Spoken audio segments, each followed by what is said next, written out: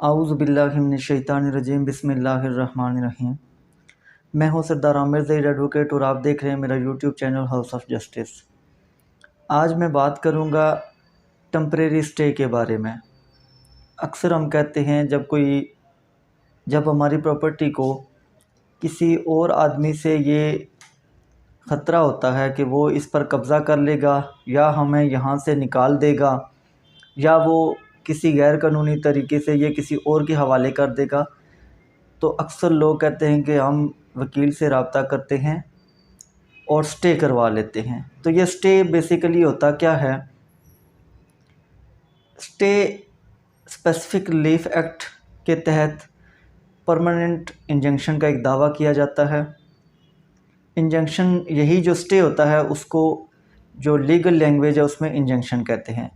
तो permanent injunction का दावा किया जाता है।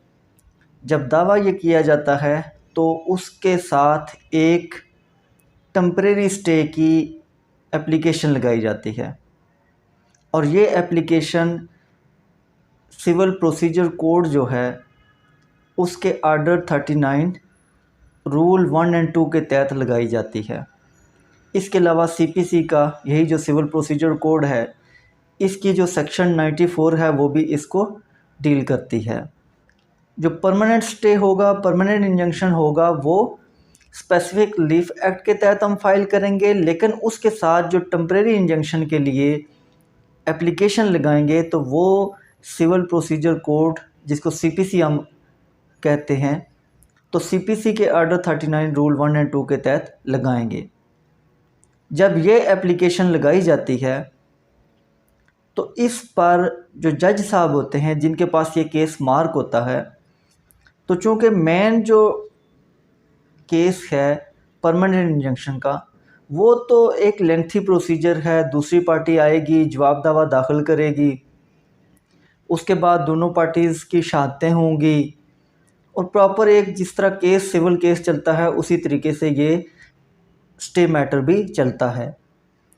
तब तक अगर इसका वेट करते रहें कि इतना लंबा प्रोसीजर 2 साल 3 साल भी इसमें लग जाते हैं, तो इतना लंबा प्रोसीजर अगर हम वेट करते रहें कि तब जाके ये शहादतें कंप्लीट होंगी, फिर उसके बाद बहस होगी, उसके बाद जाके स्टे का फ़ैसला होगा कि मिलना चाहिए कि नहीं मिलना चाहिए, तब तक तो ये जो प्रॉपर्टी जिसका हम स्टे ले रहे हैं वो हो सकता है 3-4 हाथ या इससे भी ज़्यादा आगे वो सेल आउट हो चुकी हो। तो फिर तो स्टे का कोई फ़ायदा ही नहीं रहता। या अगर हमें वहाँ प्रॉपर्टी से किसी से डिस्पोजेस किए जाने का ख़तरा है तो इतने लंबे प्रोसीजर के दौरान तो हम जो भी दूसरी पार्टी है वो हमें वहाँ से निकाल भी चुकी होगी। तो उसके लिए फिर क्या तरीक़ाकार है कि जो टेम्परेरी स्टे की एप्लीकेशन लगाई जाती है, जैसे ही केस फ़ाइल होता है, जिस दिन फ़ाइल होता है, तो सबसे पहले जज साहब इसी टेम्परेरी इंजंक्शन की जो एप्लीकेशन है आर्डर 39 रूल 1 एंड 2 के तहत इसको पहले सुनते हैं, दूसरी पार्टी को नोटिस किए बगैर। ये जो टेम्परेरी स्टे होता है ये सबसे पहले जिस दिन केस फाइल होता है, जिस कोर्ट में जाता है, उस कोर्ट के जो जज साहब हैं उनके सामने जो वकील होगा जिसने ये केस फाइल किया है वो जाके आर्गूमेंट्स करेगा, बहस करेगा। अब जब वो बहस करेगा तो जज साहब without serving notice to the other party, उनके पास ये पावर है कि वो मैक्सिमम 15 डेज़ के लिए स्टे ग्रांट कर सकते हैं। बेसिकली इसको स्टे नहीं कहते, एड इंटरम इंजंक्शन इसको कहते हैं कि without serving any notice to the other party जज के पास ये पावर है कि वो ये देखे कि जो पार्टी स्टे क्लेम कर रही है, स्टे मांग रही है, क्या उनका केस बनता है, क्या वो वाकया ही उनके पास ऐसे डॉक्यूमेंट्स हैं, कोई टाइटल डॉक्यूमेंट उनके पास मौजूद हैं कि वो जो स्टे जिस प्रॉपर्टी पर ग्रांट कर रहे हैं, तो अगर उनको आर्जी स्टे ना दिया गया, एड इंटरम इंजंक्शन ना दिया गया, तो उस सूरत में इनको कोई ऐसा नुकसान हो जाएगा जिसको बाद में कवर करना फिर मुश्किल हो जाएगा। तो उस पर वो आर्गूमेंट सुनने के बाद जज साहब टेम्परेरी स्टे जिसको एड इंटरम इंजंक्शन कहते हैं वो ग्रांट कर देंगे और ये मैक्सिमम 15 डेज़ के लिए होगा। जो फर्स्ट डे दिया जाएगा बग़ैर दूसरी पार्टी को नोटिस किए, तो ये मैक्सिमम 15 डेज़ के लिए होगा, इससे ज़्यादा नहीं होगा। तो जब ये ग्रांट कर दिया जाता है तो अक्सर इस तरह होता है कि 14 दिन की डेट डाल दी जाती है, 13 दिन की डाल दी जाती है।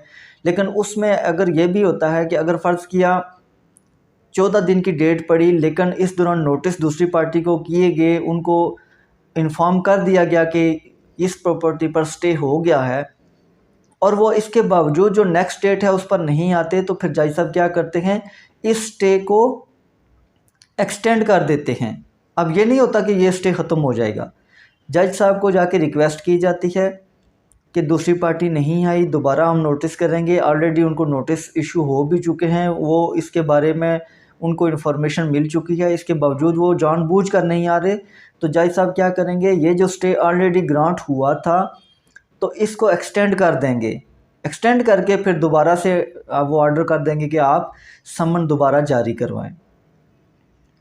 अब जब समन जारी हो गए, अगर दूसरी पार्टी आ जाती है, वो आके पहले वकालतनामा देंगे, फिर उसके बाद जवाब आएगा।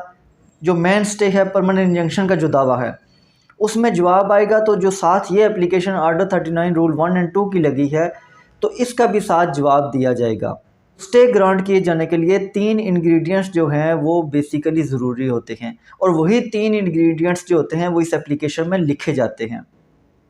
सबसे पहले होता है प्रेमा फशाई केस, कि जो पार्टी कोर्ट में आ रही है बादी और नज़र में उसका केस बन रहा हो।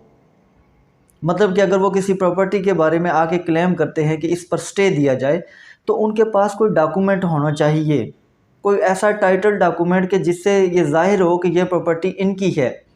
या अगर वो कोई ऐसी प्रॉपर्टी उन्होंने ख़रीदी हुई है, अभी इनके नाम पर नहीं हुई, फिर भी ये स्टे क्लेम कर रहे हैं कि चूँकि हमने एक बड़ी रकम इनको अदा कर चुके हैं, इसके बावजूद वो ये प्रॉपर्टी किसी और को फ़रोख्त करना चाह रहे हैं, तो उस सूरत में कोई एग्रीमेंट वगैरह होगा, कोई ना कोई डॉक्यूमेंट होना चाहिए, तब जाके ये प्रेमा फशाई केस बनता है।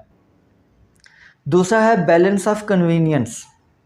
बैलेंस ऑफ कन्वीनियंस का मतलब ये है कि लेट्स सपोज कि एक मकान है, अब वो मैंने ख़रीद लिया, तो दूसरी पार्टी मुझे वहाँ से डिस्पोजेस करना चाह रही है, वहाँ से निकालना चाह रही है।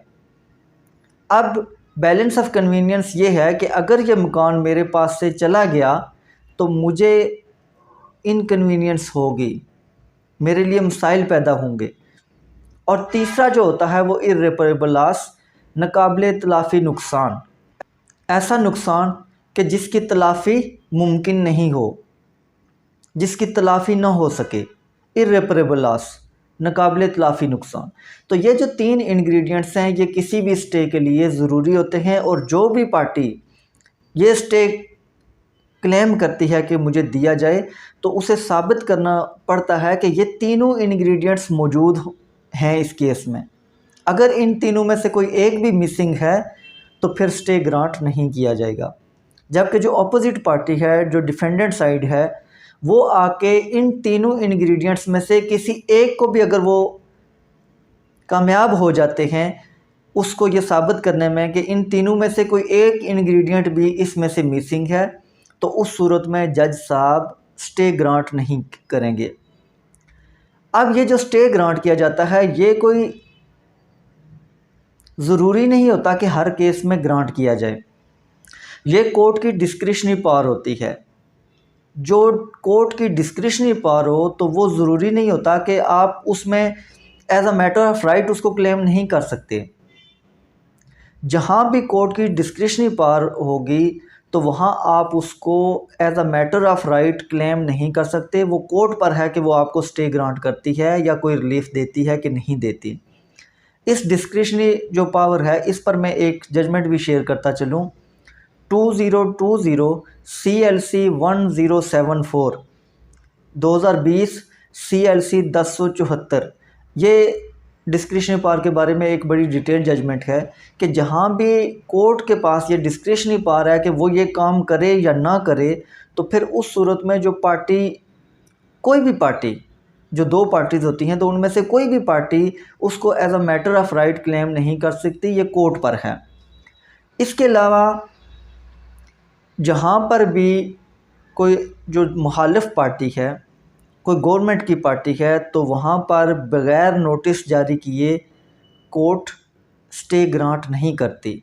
लेकिन अगर सिविल पार्टीज़ हों तो उस सूरत में फिर जज साहब वो जो केस के साथ जो डॉक्यूमेंट्स लगे हुए हैं उनको देखने के बाद वो फैसला करते हैं कि आया स्टे ग्रांट किया जाना चाहिए या नहीं।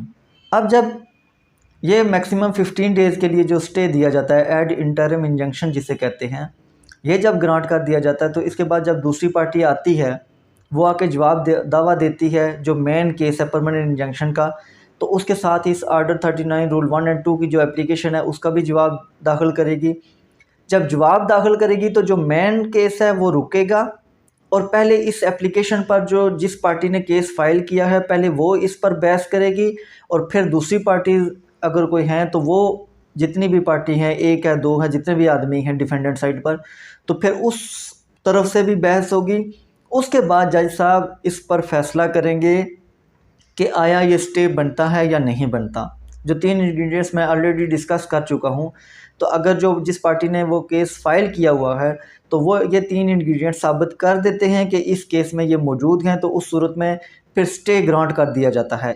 ये जो टेम्परेरी स्टे है ये फिर किस सूरत में ग्रांट किया जाएगा, जो पहले वाला एड इंटरिम इंजंक्शन है वो मैक्सिमम 15 डेज़ के लिए जारी हुआ था और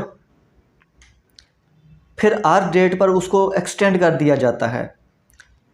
फिर जब दोनों पार्टीज़ इस एप्लीकेशन पर बहस कर देंगी तो फिर ये डिसाइड किया जाएगा कि आया ये जो स्टे है टेम्परेरी इंजंक्शन ये ग्रांट किया जाना चाहिए या नहीं किया जाना चाहिए। अगर ये ग्रांट कर दिया जाता है तो फिर कब तक किया जाता है, till disposal of main suit, कि जब तक मेन दावा जो है परमानेंट इंजंक्शन का उसकी शहादतें होती, उसमें फ़ाइनल आर्गूमेंट्स होते, उसमें कंप्लीट वो प्रोसीजर होता, तो उसके बाद जब जाके फ़ैसला होगा कि परमानेंट इंजंक्शन होगी या नहीं होगी, ग्रांट किया जाएगा या नहीं किया जाएगा, तब तक ये टेम्परेरी स्टे दिया जा सकता है। कोर्ट के पास ये पावर है कि वो till the disposal of main suit तब तक ये टेम्परेरी स्टे ग्रांट कर सकती है। अगर ये टेम्परेरी स्टे ग्रांट किया जाता है या इसको डिक्लाइन कर दिया जाता है, दोनों सूरतों में जो भी एग्रीव्ड पार्टी है उसके पास ये रेमेडी अवेलेबल है कि वो आगे सेशन कोर्ट में जाके अपील कर सकती है। अगर ग्रांट कर दिया जा सकता है तो दूसरी पार्टी जो डिफेंडेंट साइड है वो जाके अपील कर सकती है। अगर रिजेक्ट कर दिया जाता है, डिक्लाइन कर दिया जाता है, तो फिर जो प्लेंटिफ साइड है वो भी जाके इसके ख़िलाफ़ अपील कर सकती है। तो व्यूअर्स ये थी आज की वीडियो टेम्परेरी इंजंक्शन के बारे में। परमानेंट इंजंक्शन के बारे में अलग से एक वीडियो बनाऊंगा। उम्मीद है वीडियो पसंद आई होगी। अगर वीडियो पसंद आई है तो चैनल को सब्सक्राइब करना ना भूलिएगा। इसी के साथ इजाज़त चाहूँगा। अपनी दुआओं में याद रखिए। फ़ी अमान अल्लाह।